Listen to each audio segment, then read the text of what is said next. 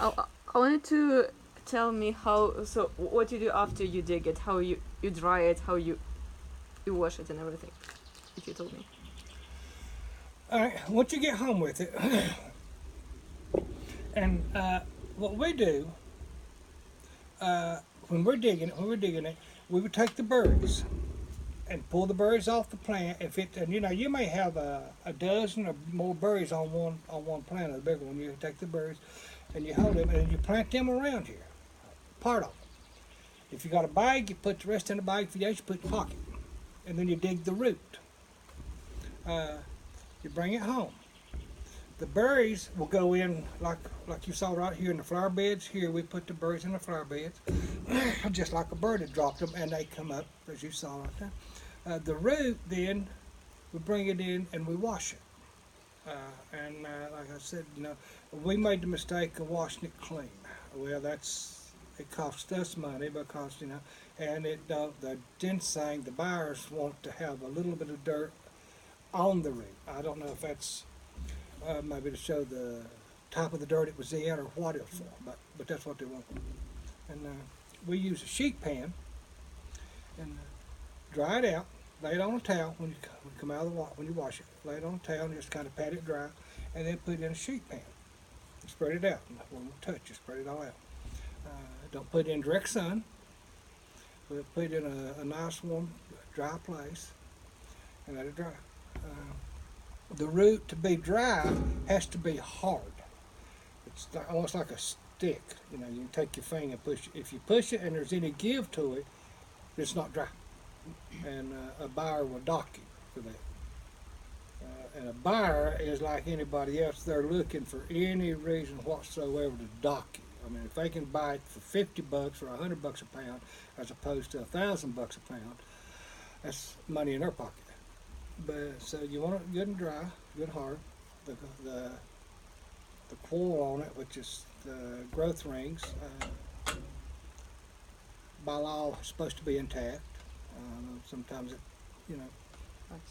a lot of times if you see the coil laying in there with the ginseng, that's broke off, and I say, well, yeah, there it is. You can see where it's come off when you put it in the bag or whatever.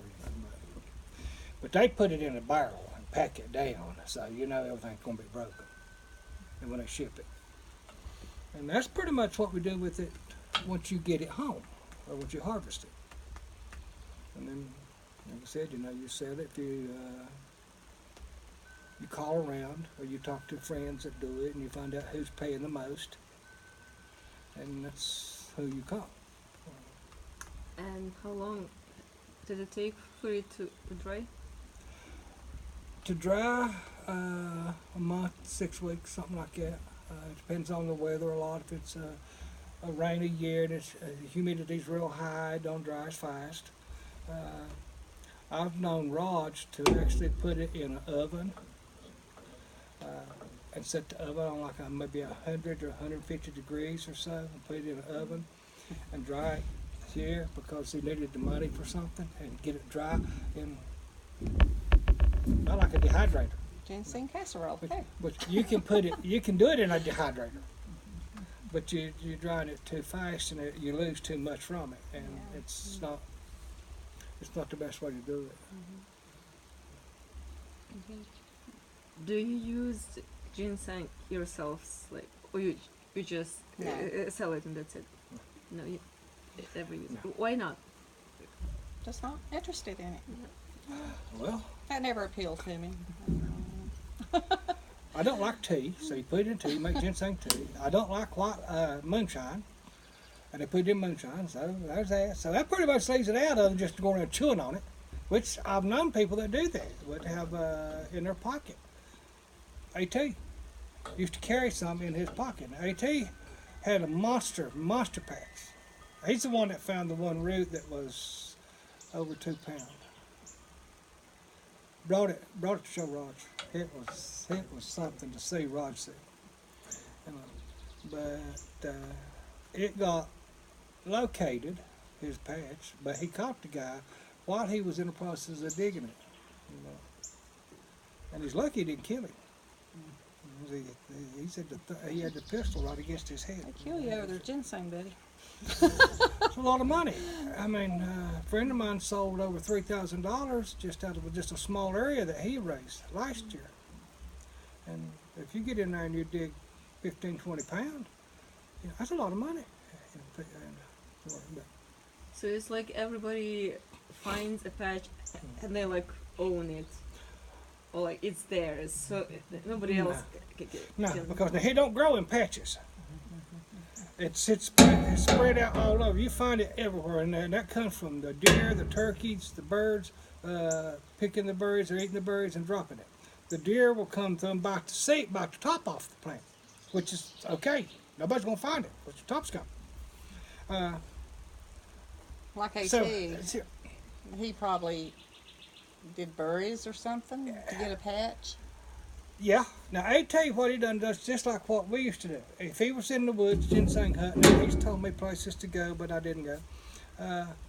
And he was to find a small root, like a 3-prong or a small 2 or something like that. And if it's a place he's not going back, he'd dig anything he found. 2 leaves. I mean, if you find 1 or 2, if you find a 4-prong, look right around it, all around it, because it's going to have berries. It's big enough to be a 4-prong. He's been dropping berries, so you may find several plants in this area big as this deck area or something like that.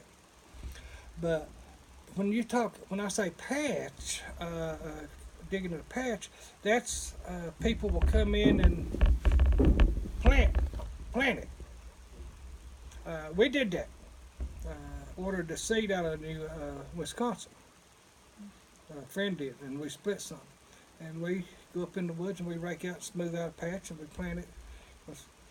A half-pound of seed, plant an acre. God, we had too much. But anyway, and it come up between the deer and our friendly neighbor. It's gone. I mean, but people will put it in the woods, put a fence. Some of them puts a fence around it. Some of them just puts it in the woods, and my land's posted, but it doesn't matter much. So, and that's where you get a patch. And when you do get a patch, it's just amazing to see just bukus of them. All of them, the berries, big plants. It's beautiful. Yeah. Yeah, she sees it. Man, that is a gorgeous plant. Everybody else says, "My God, look at the money. That's $1 right there." You know. And that's,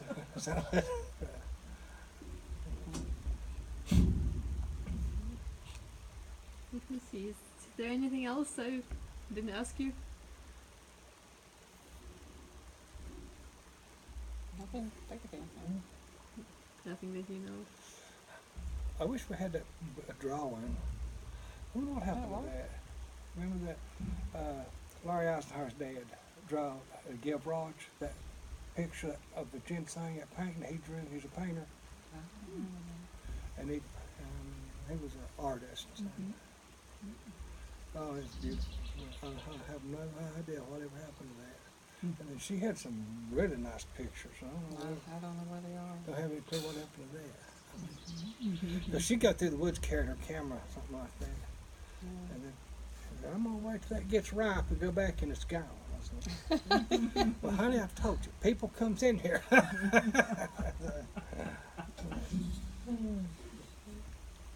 think that's it. Thank you so much. I just want